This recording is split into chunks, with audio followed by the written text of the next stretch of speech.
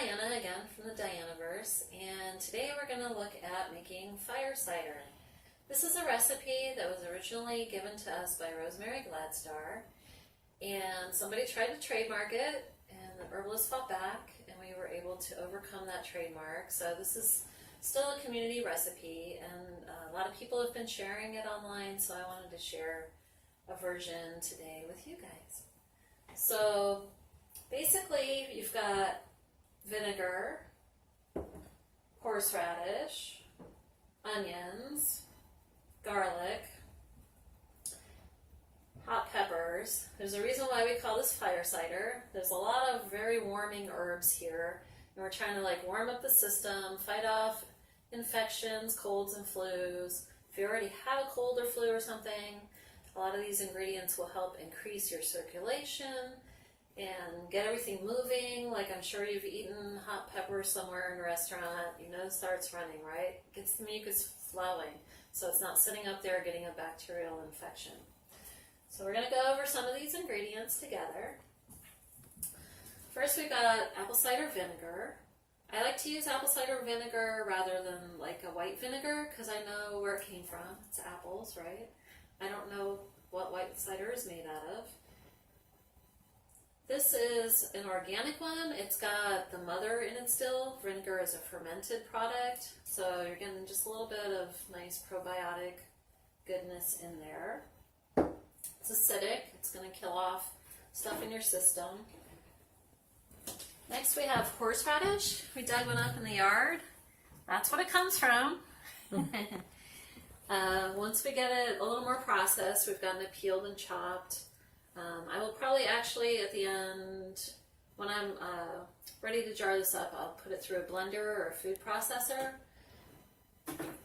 The good thing about that is that later, when you strain your fire cider out to use, you can keep the blended up stuff as a relish and use it again in another way.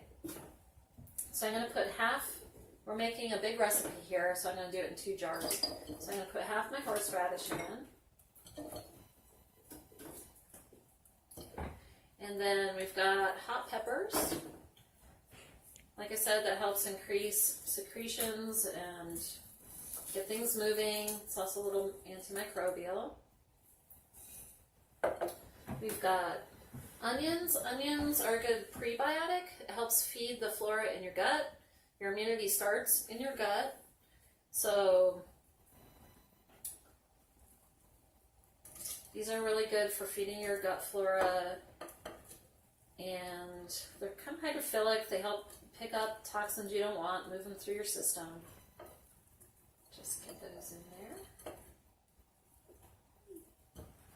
there. We've got garlic.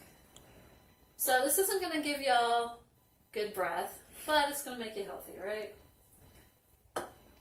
Garlic has also there's been a lot of studies showing that garlic is antimicrobial, helps kill bacteria and stuff that you got going in there.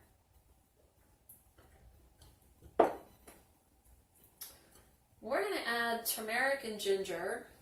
The ginger and turmeric are both antimicrobial. They're both very warming also. The turmeric is anti-inflammatory. The ginger helps kill a lot of microbes that might be in your digestive system. Oops, spilled a little there.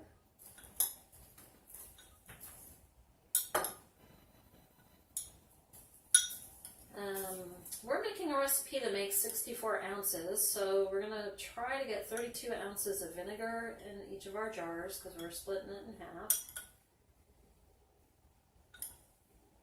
And I think that's about half. And so for our spices, what I'm going to do, because I want to be able to use this as a relish afterwards, I'm going to use a tea filter, and I'm going to put my spices in here. That way I can just hang it in the jar and I can pull it out, and you don't get like big crunchy herbs in your relish that you want to use later. I've learned this from experience. I have crunched my way through some relish. It was not super pleasant. So We've got coriander. Coriander is a good carminative herb. Helps with digestion. We've got black pepper. Black pepper helps increase absorption of nutrients as it goes through your digestive system. You see it used a lot with turmeric to increase the potency of it. And we've also got cardamom, which is another aromatic. It's another one in the ginger family, another warming herb that helps with your digestion. A lot of these herbs and spices that you see commonly used in food, these were used a lot to help build healthy immune systems historically. A lot of them have these carminative type properties that help your body absorb nutrition.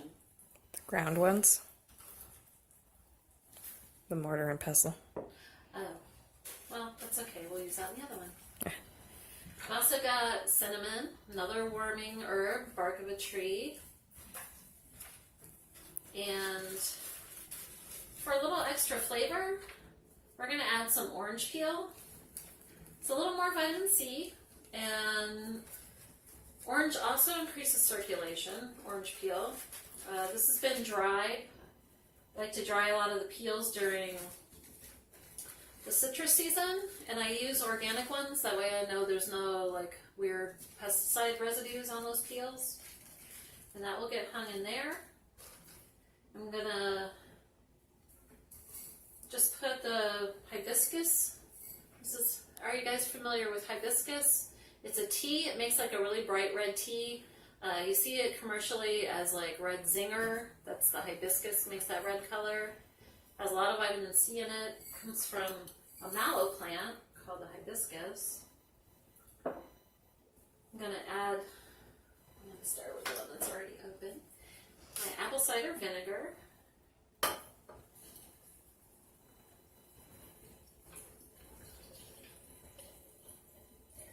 This smells really great. You'll have to make it to find out, but it smells amazing. Let's get our next bottle.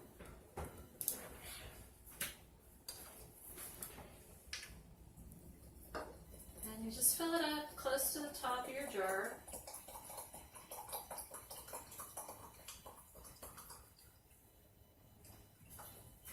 And we used about half the bottle of each one, so that comes out to about 32 ounces, which was the recipe that we're making.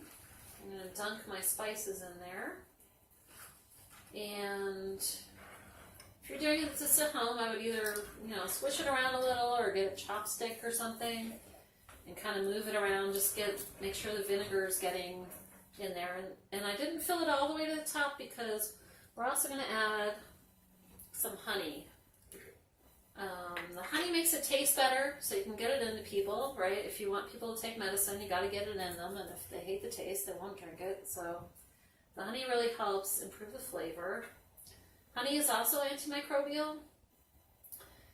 They've dug up things like in Egyptian pyramids that were preserved in honey, and they're still good, like after thousands of years.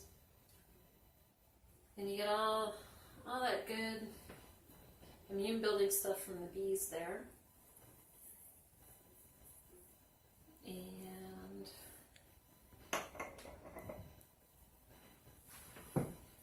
that's basically it. So I'm going to put this recipe is on my website, dianaverse.org. If you look under the resources tab, you can download a copy of my particular fire cider recipe. The recipe that I have online has pomegranate in it, which I got the idea from Chestnut School of Herbs. And it's really tasty, but unfortunately pomegranates are out of season now. And I hope you really enjoy using this and it helps you improve your health and your family's health. Thanks.